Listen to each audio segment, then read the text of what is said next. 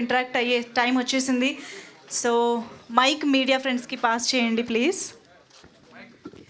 December 27th నుంచి థియేటర్స్లో release కాబోతున్నటువంటి drinker Sai trailer మనం ఈరోజు చూసాము, ఈ ఈవెంట్లో లాంచ్ చేసుకున్నాము. సో ఆల్రెడీ ట్రైలర్ ఎంత ప్రామిసింగ్గా ఉందో మనందరం చూసాము. సో మరి డ్రింకర్ సాయి గురించి టీం మాట్లాడిన విశేషాలే కాకుండా ఇప్పుడు మీడియా పర్సన్స్ ఎలాంటి విశేషాలని బయట పెడతారో చూద్దాము. So yes, please have your seats.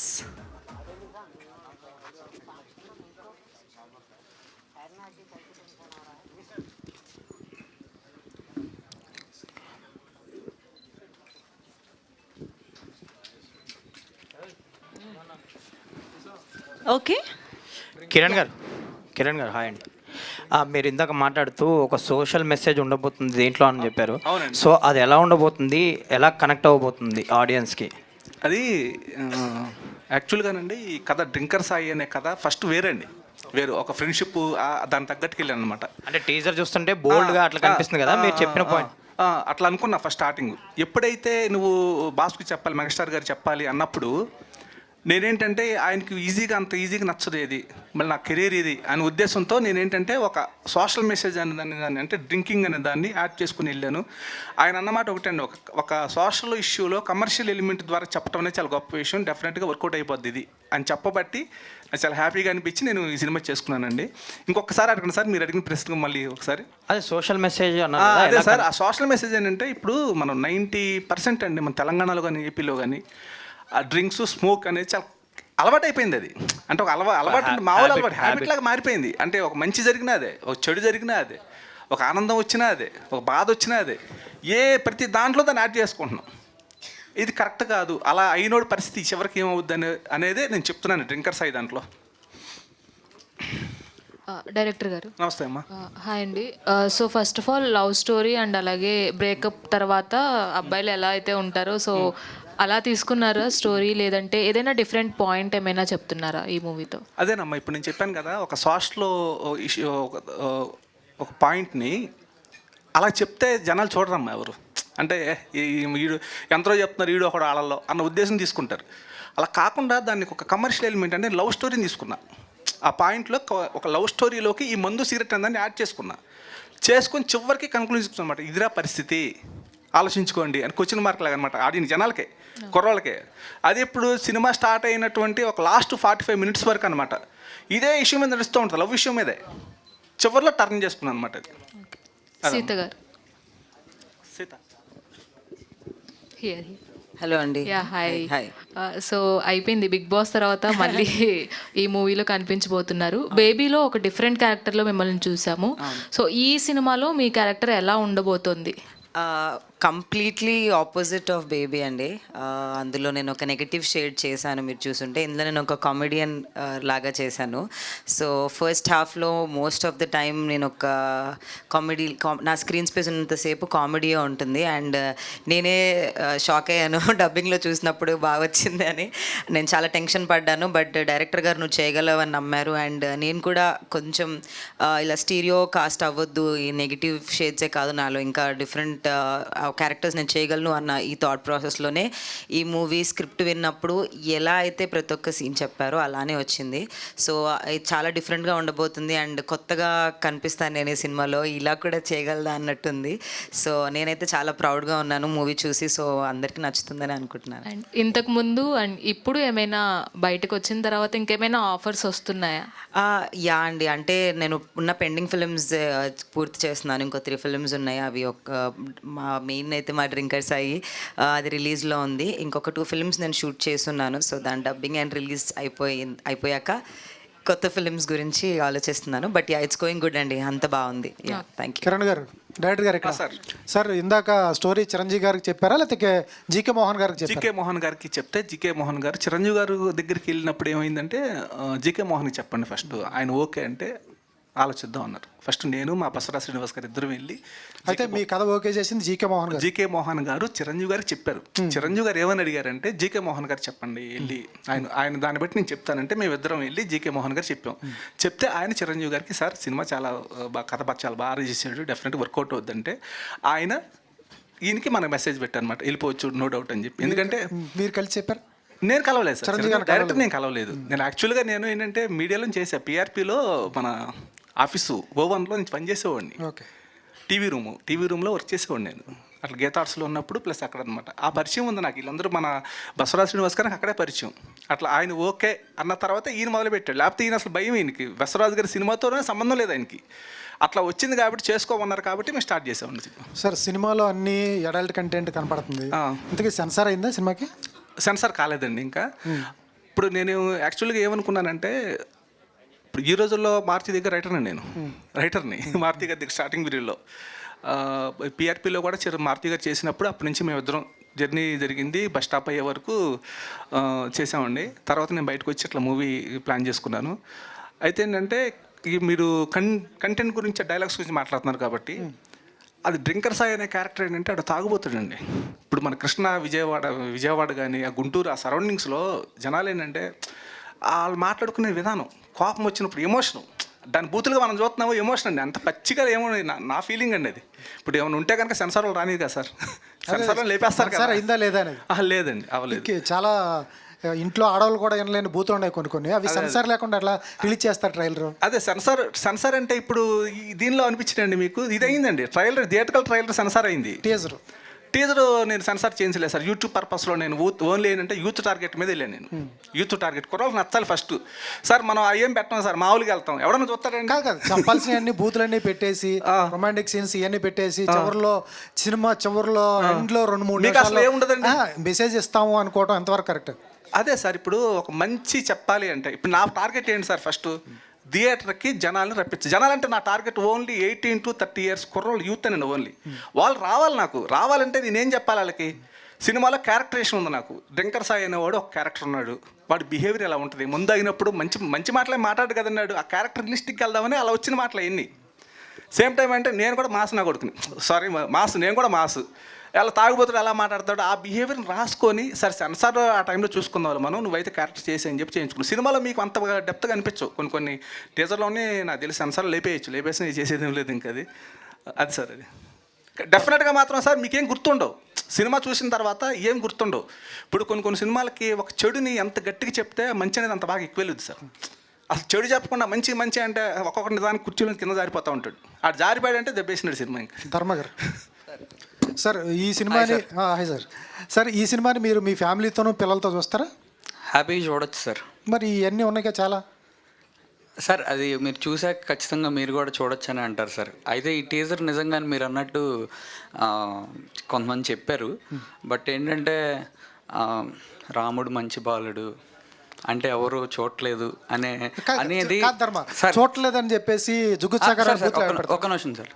And ఆ క్యారెక్టరే కనపడిద్ది సార్. అండ్ కావాలని మాట్లాడినట్టు కానీ మీకు సినిమాలో అయితే ఎక్కడ అనిపించదు సార్. నేనైతే కంప్లీట్లీ ఆపోజిట్ క్యారెక్టర్ సార్. ఆయన క్యారెక్టర్ దగ్గర ఉన్న క్యారెక్టర్ డ్రింకర్ సాయి క్యారెక్టర్. ఆ క్యారెక్టర్ డిమాండ్ చేస్తే వచ్చిన మాటలే కానీ సార్, కావాలని అయితే ఏం పెట్టలేదు సార్. కాకపోతే కావాలని టీజర్లో ఆ కట్స్ పెట్టారు సార్, అంతే సార్. ఇప్పుడు ఏంటి మీరు స్టూడెంటా లేకపోతే లవ్ ఫెయిల్ అయితే తాగుతారా లేకపోతే? డ్రింకర్ సాయి అనేవాడు తాగుబోతున్నా కొడుకే సార్. స్టార్టింగ్ నుంచి సార్.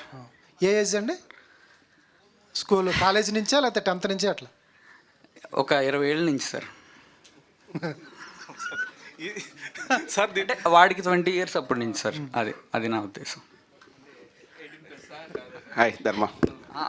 అక్కడే దొరికిపోతాను లేదని అడిగారు సార్. హాయ్ ధర్మ bro. Sir hi sir. Hi. అంటే మీరు స్టేజ్ మీద మాట్లాడుతూ చాలా సెన్సిటివ్గా మాట్లాడారు, సెన్సిటివ్ వర్డ్స్ వచ్చాయి ప్రభాస్ గారి గురించి కానీ అది గురించి కానీ స్క్రీన్ మీద చూస్తే మీరు కొంచెం బాగా బరస్ట్ అయ్యి డైలాగ్స్ కానీ యాక్షన్ కానీ ఉంది. సో అది ఎలా వచ్చింది, అంత యాక్టింగ్ ఇది పవర్, ఏ ఎనర్జీ ఎలా వచ్చింది మీకు? సార్ ఆ క్యారెక్టర్ చేయకముందు బాగా ఇంజెక్ట్ చేసేవాళ్ళు sir.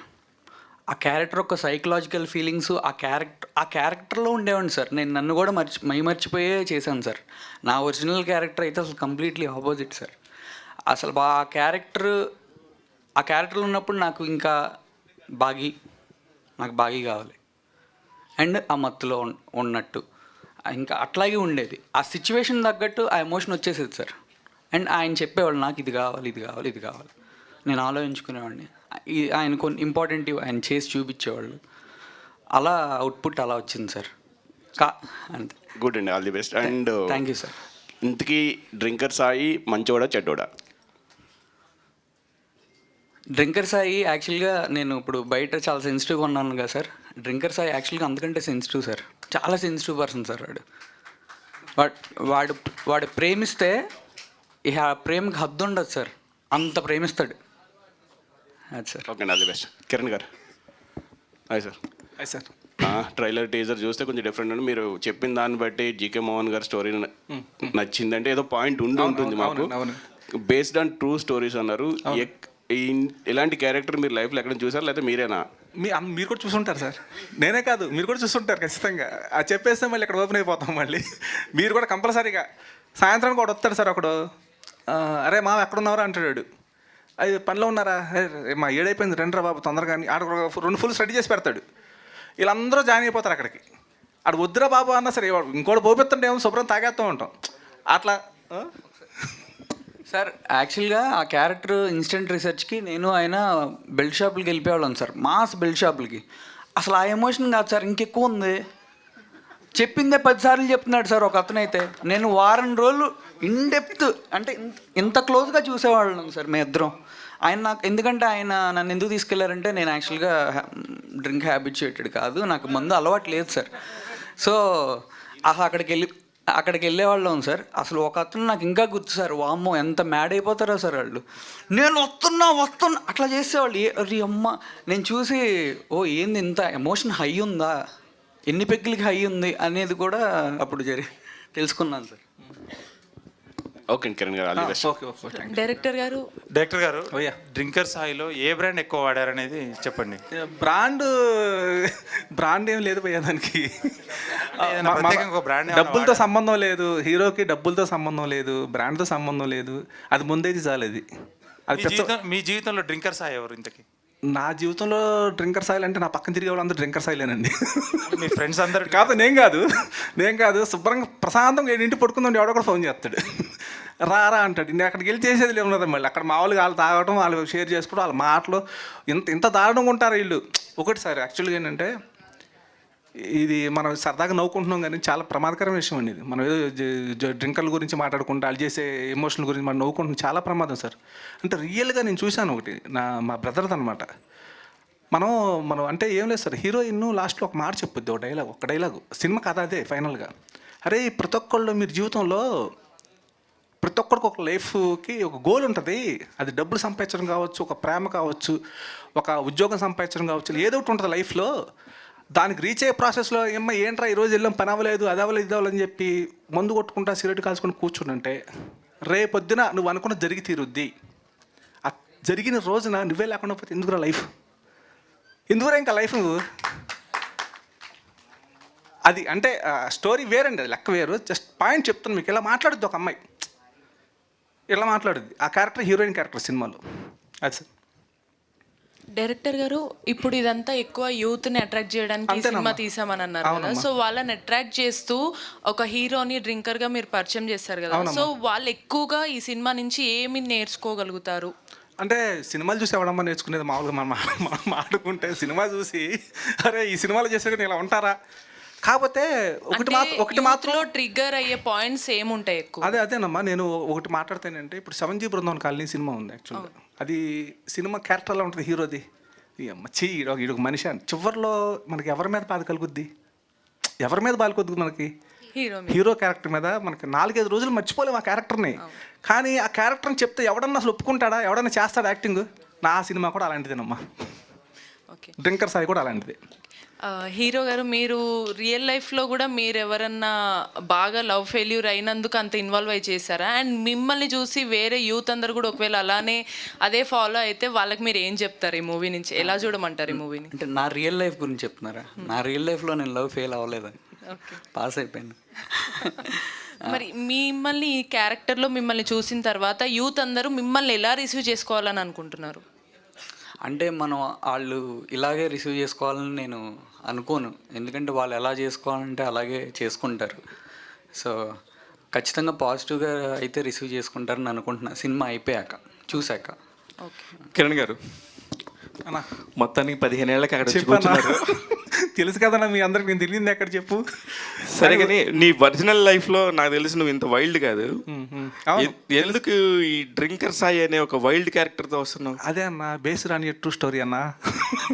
Based on true story. కొన్ని ఇన్స్పిరేషన్ కలుగుతూ ఉంటాయి కదా మనకి, ఏమో ఏదేదో కథలు చేస్తూ ఉంటాము. ఆ సమాజంలో నుంచి వచ్చిన కథ చేసుకుంటే బాగుంటుంది కదా అన్న ఒక థాట్ అన్న. ఈ డ్రింకర్ సాయి అనే కథకి మూలం ఏంటి, ఆ థాట్ అంతే. మీరు నాకు 2 నెలల కిందట చూపించారు. చూపించినప్పుడే నాకు అమ్మో బాబు ఇంత ఎలాగా మీకు అప్రూవల్ వస్తుంది ఏంటి అనుకున్నాను.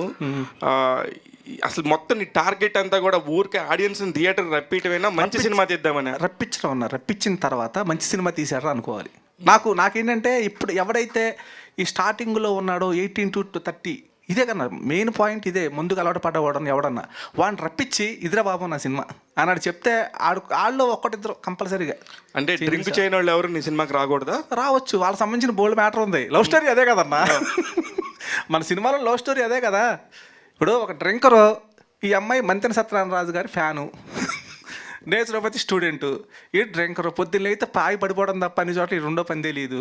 ఈ అమ్మాయికి ఎంతసేపు ఆ విత్తనాలు తినండి, అవి తాగండి, ఈ జ్యూసులు తాగండి చెప్పే అమ్మాయి. మరి ఈ అతని దగ్గర అతను వచ్చి నేను లవ్ చేస్తానంటే ఏమైపోవాలి అమ్మాయి? వీళ్ళిద్దరి మధ్య జరిగేదంతా ఎలా ఉంటుంది? ఫన్నే కదా, కామెడీ లవ్వే కదా జరిగేది. కానీ మీరు పవన్ కళ్యాణ్ గారి ఫ్యాన్, వీరాభిమాని, తెలుసు కదా. అదే అందుకే అలాంటి వాళ్ళు ఒక మంచి సినిమా, ఒక మంచి ప్రొడక్ట్తో రావాలి, ఒక మంచి యూత్కి ఎనర్జెటిక్గా రావాలని చెప్పేసి. అదేనన్నా నువ్వు అడుగుతున్నావు కదా, బస్ సూపర్ సినిమా తీసుకోకరని చెప్పి నువ్వు అనబోతున్నాను అడుగు. లేకపోతే వాళ్ళని ఊరికే వాడేసుకుంటే ఎలా ఉంటుందన్న పద్ధతి కూడా కాదు. మా హీరోలు వచ్చి మాకు కటౌట్ రూపంలో వచ్చి బ్లెస్సింగ్ ఇచ్చారంటే దానికి తగ్గ సినిమా చేస్తేనే కదా. ఏదో బూతులు పెట్టి చేశారంటే రేపు మీరే దొబ్బుతారు కదన్నా మమ్మల్ని. సార్ ధర్మ గారు, హాయ్ సార్. ఇలాగ మీకు సంబంధమే లేని ఒక క్యారెక్టర్ చెప్తుంటే మీకు ఆపోజిట్ క్యారెక్టర్ ఇదని చెప్పారు. అలాంటి ఒక సంబంధం లేని క్యారెక్టర్లోకి ఎలా ఎంట్రీ ఇచ్చేద్దాం అని చెప్పేసి కిరణ్ ఎంత మిమ్మల్ని ఫోర్స్ చేశాడు? అంటే నాకు అదే ఇష్టం సార్. యాక్చువల్గా సంబంధం లేని క్యారెక్టర్స్ చేయటమే నాకు ఇంకా ఛాలెంజింగ్గా చాలా ఇష్టం. ఎందుకంటే నేను యాక్టర్గా ప్రూవ్ అవ్వాలంటే, నా యాక్టింగ్ బయటికి రావాలంటే ఆ క్యారెక్టర్కి ఆ క్యారెక్టరిస్టిక్స్ అన్నీ ఉండాలి కదా సార్ క్యారెక్టర్కి. దీంట్లో అనిపించింది సార్. అండ్ సార్ ఫోర్స్ ఏం లేదు సార్, ఫోర్స్ ఏముంది. ఆ క్యారెక్టర్ నాకు భయంకరంగా నచ్చింది సార్. యాక్చువల్గా నచ్చి చాలా ఇష్టంగా చేశాను. అండ్ ఆ క్యారెక్టర్లో ఉన్నప్పుడు కూడా నాకు ఎప్పుడు ఏది గుర్తుండేది కాదు. ఆ క్యారెక్టర్ నేను సాయి అని నేను నమ్మితేనే సార్ అవుట్పుట్ అలా వచ్చేది. Super sir. అయితే ప్రొడ్యూసర్ గారు, ఈ రోజున థియేటర్స్కి సినిమాకి తెప్పించాలంటే పెద్ద డైరెక్టర్లు, పెద్ద హీరోల వల్ల కూడా కావట్లేదు సార్. చాలా పెద్ద ఎక్స్ ఫ్యాక్టర్ ఉంటే తప్ప థియేటర్స్కి ఓపెనింగ్ రావట్లేదు. అలాంటి టైంలో ఒక కొత్త ప్రొడ్యూసర్లు, కొత్త దర్శకుడు, కొత్త హీరోని పెట్టి ఏ ధైర్యంతో, అంటే నేను మంచి పాజిటివ్ వేలో అడుగుతున్నాను సార్. అంటే మీ కంటెంట్లో ఎంత దమ్ముందనిపించి నమ్మితే మీరు ఇక్కడ ముందుకు వచ్చారని అడుగుతున్నాను. డే 1 ఇదే క్వశ్చన్ వచ్చిందండి. ప్రొడ్యూసర్ కౌన్సిల్ నుంచి వాళ్ళు ఫోన్ చేసి బ్యానర్ రిజిస్టర్ అవ్వగానే, సార్ ఏ ధైర్యంతో మీరు అంత పెట్టి మీరు కొత్త హీరోతో వెళ్తున్నారని ఇదే ఫస్ట్ డే నాకు కాల్. ఈ సినిమాతోనే వీళ్ళకి బ్రాండ్ క్రియేట్ అవుతుంది ప్రతి ఒక్కరికి.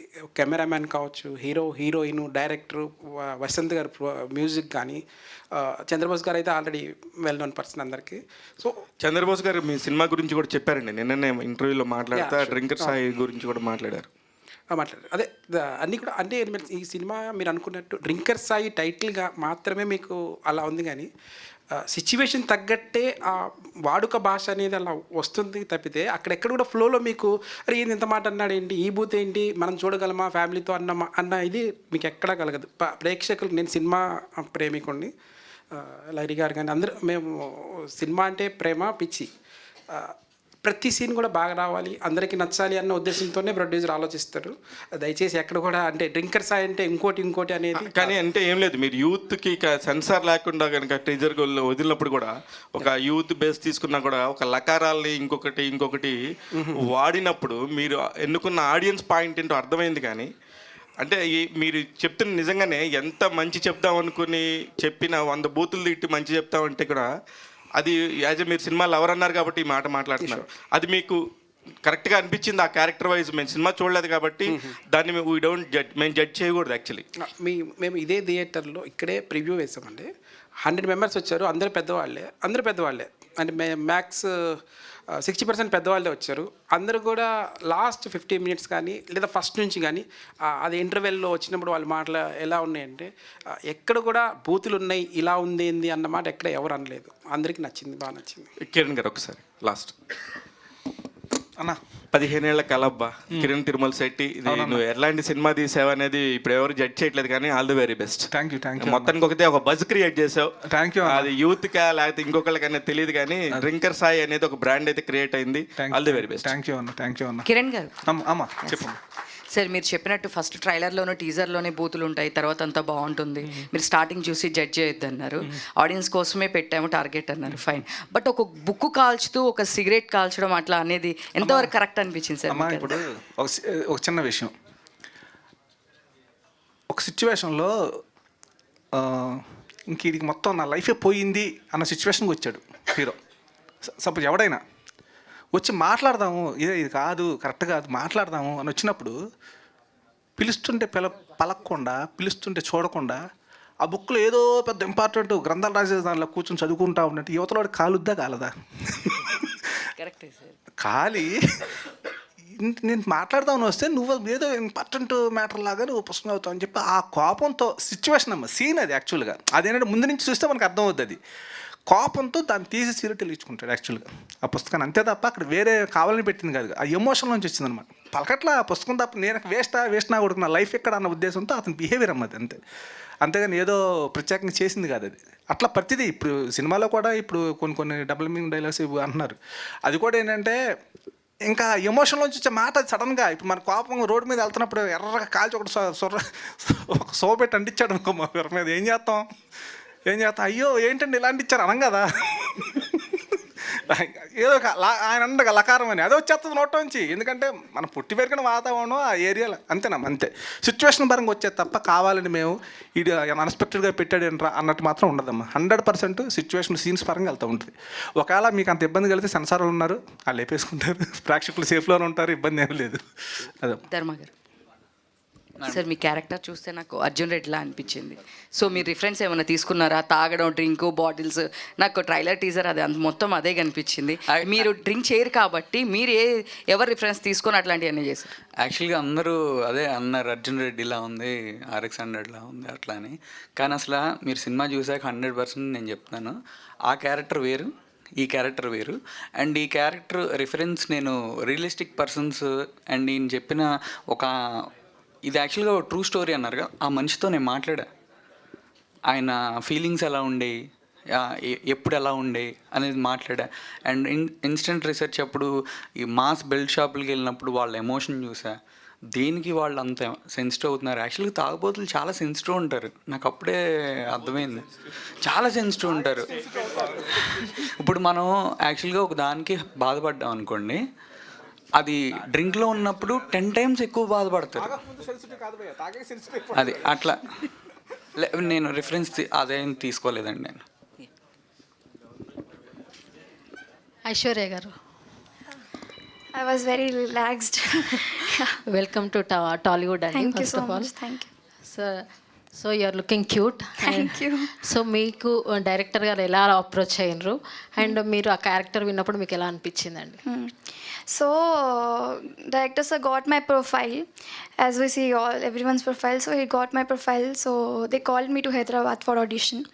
So I just came, and in one day he told me shortly that what is it about, and that particular thing is it is enough to convince me to do this character. And after that we did the audition. The other day I signed the contract because believed in me. And the second what you asked after that kya pucha tha? మీ క్యారెక్టర్కి ఎలా అంటే ఆ sir మీకు Okay. Baghi character, somewhere I should say it is inside me. Baghi, I'm not that you can see she has such attitude, she'll look that angry look to Sai and all. I think I just felt if this thing happened to a girl, so how she'll react. I just feel that this is very real, I can connect with it. So that's how I just got to know the background of Bhagi, and I just prepared for her backstory. Then I became Bhagi for some months. Thank you so much. All the Kiran గారు Thank you, Andy. Kiran గారు ఇలాంటి violent సినిమాలకి music చాలా పెద్ద పాత్ర. అవును. ఒక 80% చేయొచ్చు, మిగతాది 30% 20% విజువల్. దీనికి మీరు ఎలా ఇప్పుడు అర్జున్ రెడ్డి కానీ మిగతా పాత సినిమాలు ఏదైనా ఇంత వైలెంట్ సినిమా తీసుకుంటే ఆర్ఆర్ చాలా పెద్ద పెట్టి ఉంటుంది.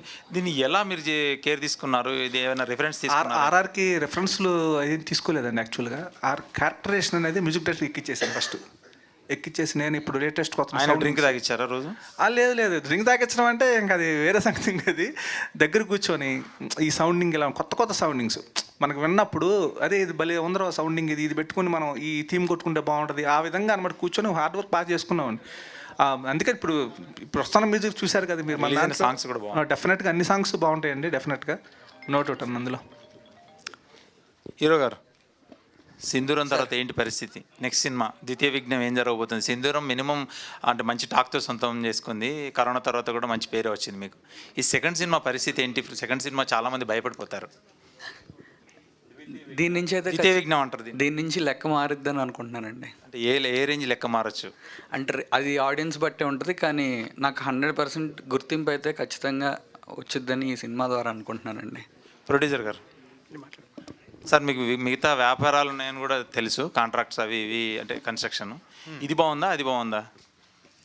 ప్రెషర్ పరంగా అంటే ఇదే బాగుందండి, దాంట్లో అంత ప్రెషర్ ఏం లేదు. సో ఇదే డెఫినెట్గా బాగుంది. సినిమాలే బాగుంది, సింపుల్గా హ్యాండిల్ చేసేసి, ఇది కొద్దిగా ప్రెషర్ అయితే ఎక్కువ ఉంది, ఇది బాగుందండి. ఓకే.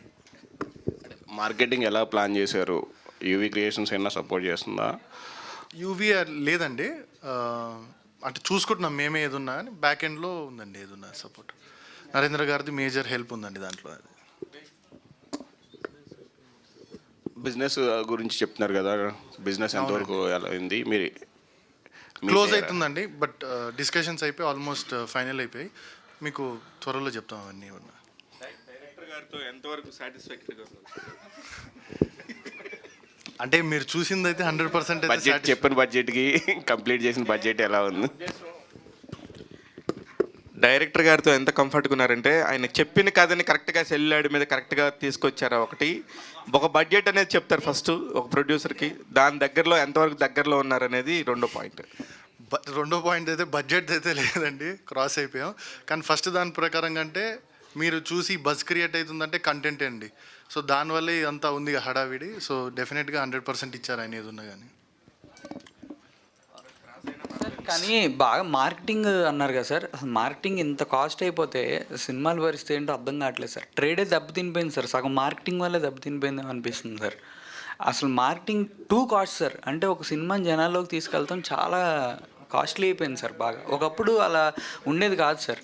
ఒకప్పుడు ఏంటంటే థియేటర్ వాళ్ళు అడ్వాన్స్ ఇచ్చేవాళ్ళు ఎవరు, డిస్ట్రిబ్యూటర్స్ ప్రొడ్యూసర్.